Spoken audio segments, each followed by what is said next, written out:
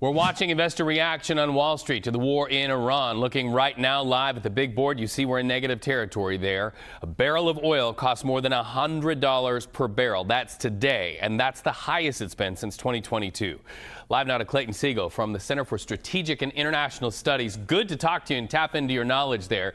So President Trump says that the surge in oil pricing will be a short-term pain and that it will be a very small price to pay. But really, when you look at it from your expertise, will this be short-term? Hey, good afternoon. I mean, that's what all market observers and traders are trying to figure out is the volume and the duration of the supply disruption. And I think that last week, the market was still optimistic that it would be short-lived. I think that that's probably because of recency bias. A lot of the recent geopolitical dust-ups threatened an oil supply disruption, but it never really materialized. So these guys are kind of in the mindset of, show me the disruption, I'll believe it when I see it. And then the other thing is just, the leader that we have come to know, who has been against new wars in the Middle East, high sensitivity to elevated oil and gasoline prices, and wants to have low interest rates so that the Federal Reserve can have an easy monetary policy. How can the same guy be precipitous about a war in the Middle East that could affect supply in such a dramatic way? And so I think that those skeptical oil traders at the end of last week had seen enough and decided that they needed to take prices higher. So let's sort of try to get into the mind of some of those skeptical oil traders. If over the weekend they tuned in, they saw those huge plumes of smoke, the balls of fire, and the knowing that we actually hit some of the oil reserves there, really hitting Iran in their economic centers. What kind of a reaction do you think those people are having today?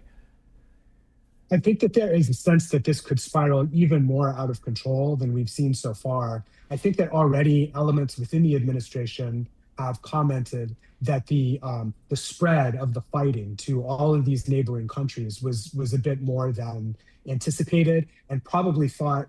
I remember it was even the president's advisor, Mr. Witkoff, who was saying before the war started 2 Saturdays ago that there was a little bit of surprise that the other guys hadn't capitulated and given into our demand sooner. So I think that this is kind of as the war gets worse and more oil infrastructure gets hit, there's obviously a justified greater concern about the effects for the economy, because the world needs these 20 million barrels per day of oil and 10 billion cubic feet per day of liquefied natural gas, LNG, that mostly comes from Qatar. So if those flows aren't restored, we're going to have big economic problems here.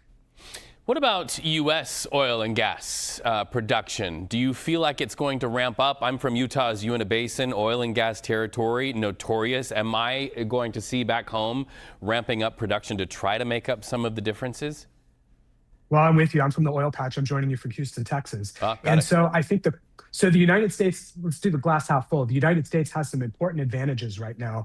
We're producing record levels of oil and gas, and we are leading exporters to the world in gas. But the problem with a global commodity is that a disruption anywhere affects prices everywhere. So even though we won't run into local shortages, those global commodities are going to price higher, especially for refined products like jet fuel. So we'll see that in airfares and airline tickets.